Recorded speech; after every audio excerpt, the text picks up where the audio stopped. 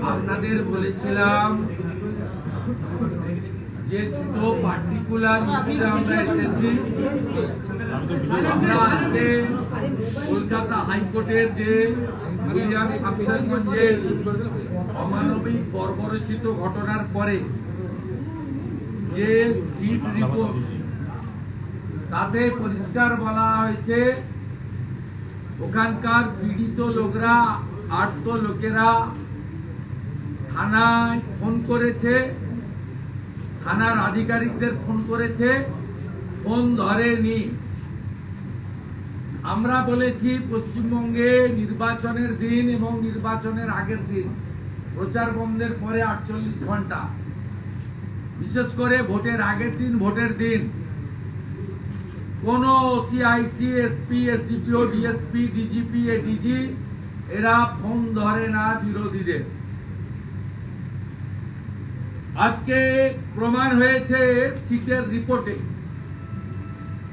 আমরা বলেছি ডিসেম্বর মাস থেকে পুলিশের ট্রান্সফার শুরু হবে 26-এর নির্বাচনকে সামনে রেখে। সেই ট্রান্সফার গতানুগতিক ভাবে করলে হবে না। 2 বছরের বেশি বা জেলার ভোটার থাকলে এসআই থেকে আপওয়ার্ডস ট্রান্সফার হয়। ডিসেম্বর মাস থেকে প্রক্রিয়া শুরু হবে। জানুয়ারির 1 তারিখের মধ্যে সাধারণত as per last experience complete করতে হয়। বাকিটা ইসিআই বলবে, আমার এখতিয়ার নেই বলার। কিন্তু আমি 16, 11 আর 21-এর অভিজ্ঞতার ভিত্তিতে বলছি। সেক্ষেত্রে আমরা বলেছি যে এই যে ওসিআইসিরা ফোন ধরল না, পার্টিকুলার ধুলিয়ান শামশেরগঞ্জ নয়, ওর উপরে সার্কেল ইন্সপেক্টর আছে, ওর উপরে এসডিপিও আছে, অ্যাডিশনাল এসপি আছে, এসপি আছে, ডিআইজি আছে, আইজি আছে, এডিজি আছে এবং সর্বোপরি ডিজিপি আছে। পুরো চেনটা পলিউটেড, পলিটিক্যালি বায়াসড,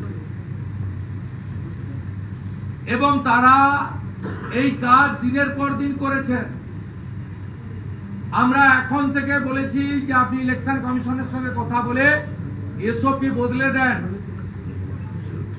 আপনি যে কোনো স্টেট থেকে পুলিশ আধিকারিক নিয়ে এসে অফিসার ইনচার্জ, এসপি, ডিজিপির জায়গা বসান, নইলে সেন্ট্রাল প্যারামিলিটারি ফোর্স থেকে বসান। এখন থেকে আপনাকে স্ট্যান্ডার্ড অপারেটিং প্রসিডিওর চেঞ্জ করতে হবে।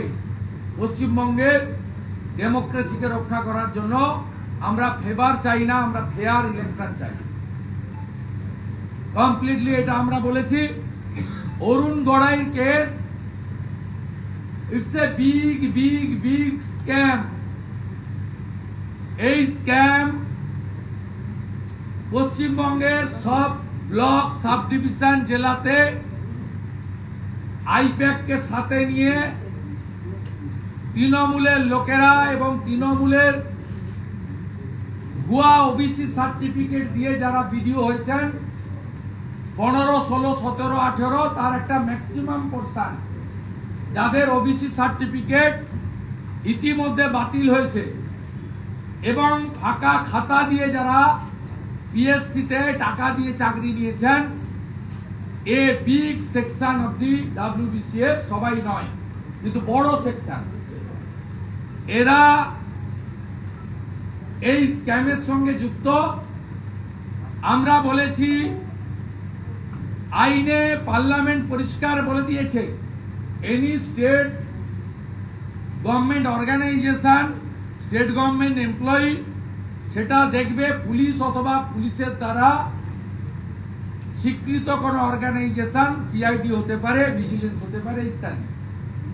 Any central government organisation, central government employee, IAS, IPS, সবটা পরিষ্কার ভাবে বলা আছে সেন্ট্রাল ব্যুরো অফ ইনভেস্টিগেশন, তারা এটা দেখবে।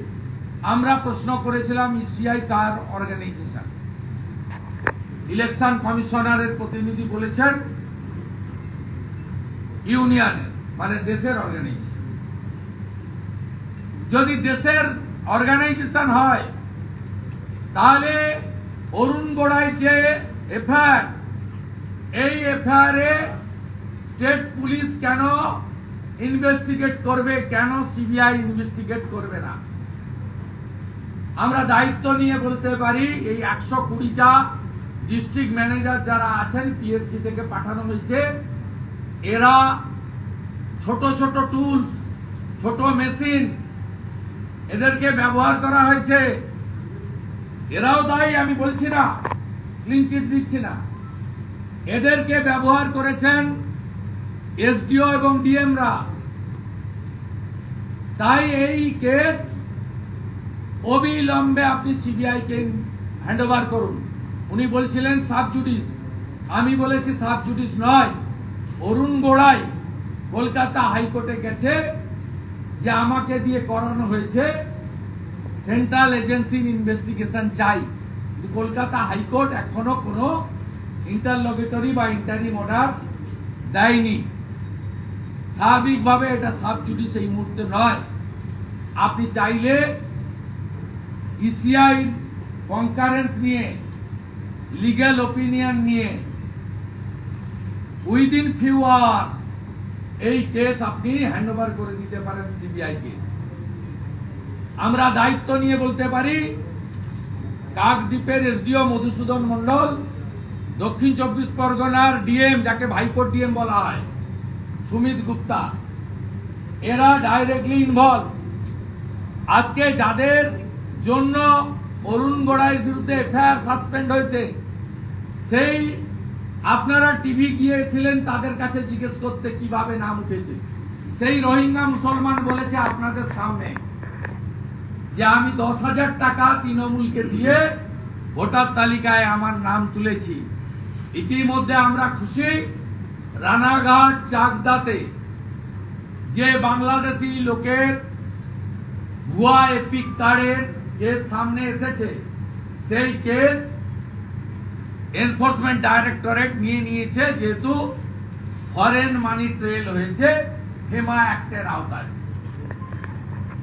এটা আমরা চাই, যেহেতু উনি বলছেন, এটা আমরাও বলছি, হ্যান্ডবুক পরিষ্কার। It's a central government organisation. Central government অর্গানাইজেশনের কোন mal practices, fraud, anomaly, any type of violation of the guideline হলে এটা কনসার্নিং এজেন্সি ইনভেস্টিগেট করবে। আর সেন্ট্রাল গভর্নমেন্টের ক্ষেত্রে ভারত সরকার বা তার অনুমোদিত সংস্থার ক্ষেত্রে বা কোন কনস্টিটিউশন বডি বা autonomous body like election commission হলে এটা সিবিআই